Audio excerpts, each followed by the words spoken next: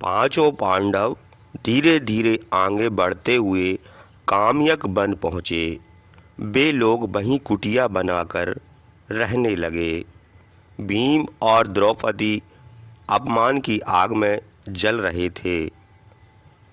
दोनों ने मिलकर कौरवों पर हमला करने तथा उनसे बदला लेने के लिए युधिष्ठिर को मनाने की बहुत कोशिश की, परंतु युधिष्ठिर नहीं माने।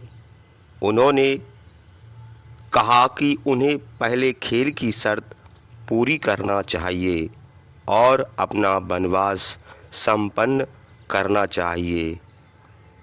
उसी दौरान श्री कृष्ण और ऋषि व्यास राजा द्रुपद के साथ काम्यक वन पहुँचे तथा पांडवों को शांत करने की कोशिश की। फिर महर्षि व्यास ने अर्जुन को इंद्रकील पर्वत पर जाने की सलाह दी।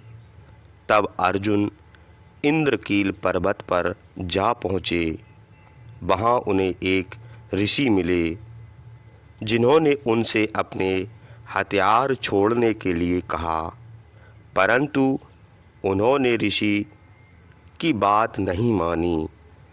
तब ऋषि अपने वास्तविक रूप में आ गए। वे इंद्रदेव थे। उन्होंने अर्जुन से दिव्य अस्त्र प्राप्त करने को कहा।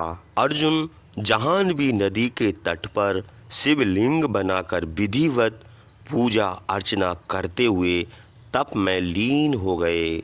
भगवान शिव ने अर्जुन का उद्देश्य जान लिया था, लेकिन वे अर्जुन की परीक्षा लेना चाहते थे। अर्जुन भगवान शिव की साधना में संलग्न थे। उसी समय एक सूअर वृक्षों को उखाड़ता हुआ और पर्वतों को रौंदता हुआ अर्जुन की ओर बढ़ा।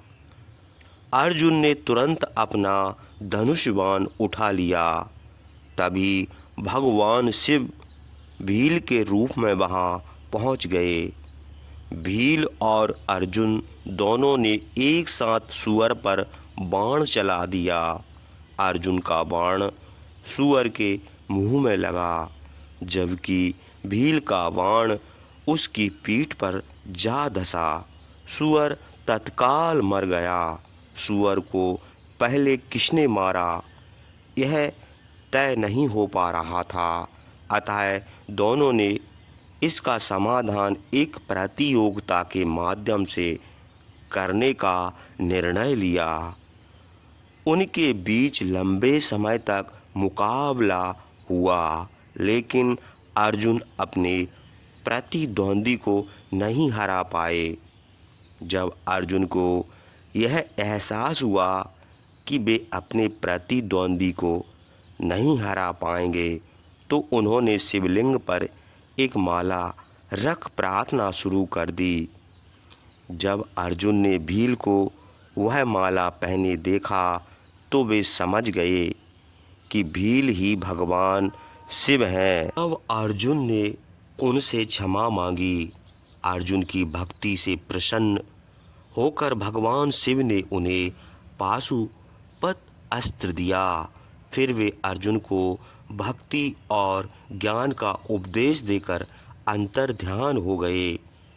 भगवान शिव से आशीर्वाद लेकर अर्जुन आगे बढ़े। तभी उन्हें रास्ते में इंद्र के सारथी मातिल रथ लेकर प्रतीक्षा करते दिखाई दिए।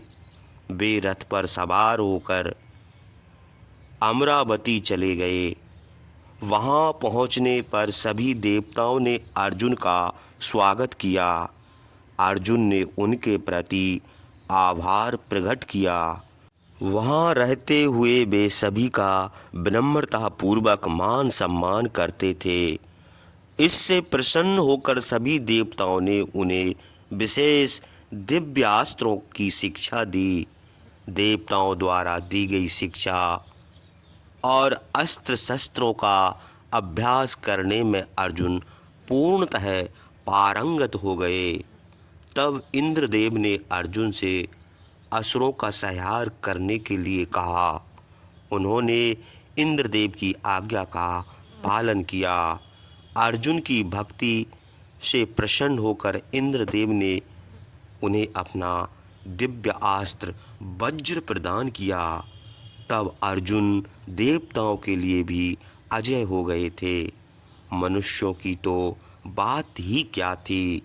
फिर वहाँ रहते हुए अर्जुन ने चित्रसेन नामक गंधर्व से संगीत और वाद्य यंत्र की कला तथा नृत्य सीखा। एक बार स्वर्ग की सुंदर अप्सरा उर्वशी को अर्जुन से प्रेम हो गया, लेकिन उन्होंने उर्वशी का प्रेम अस्वीकार करते हुए कहा, मैं यहाँ अस्त्र शस्त्र तथा संगीत की शिक्षा के लिए आया हूँ। विद्यार्थी का धर्म भोग नहीं हो सकता, अतः आप मुझे क्षमा करें। तत्पश्चात अर्जुन ने उर्वशी को वह सम्मान दिया जो वे अपनी माँ को देते थे। इससे उर्वशी इतनी क्रोधित हुई कि उसने अर्जुन को नपुंसक होने का शाप दे दिया। बाद में उर्वशी को अपने क्रोध पर बहुत पछतावा हुआ। उसने शाप को संशोधित करते हुए कहा कि यह शाप केवल 1 वर्ष के लिए प्रभावी होगा और अर्जुन जब भी चाहेंगे तभी से शुरू होगा। अर्जुन ने उसके शाप को सहर्ष स्वीकार कर लिया और पृथ्वी लोक वापस चले आए।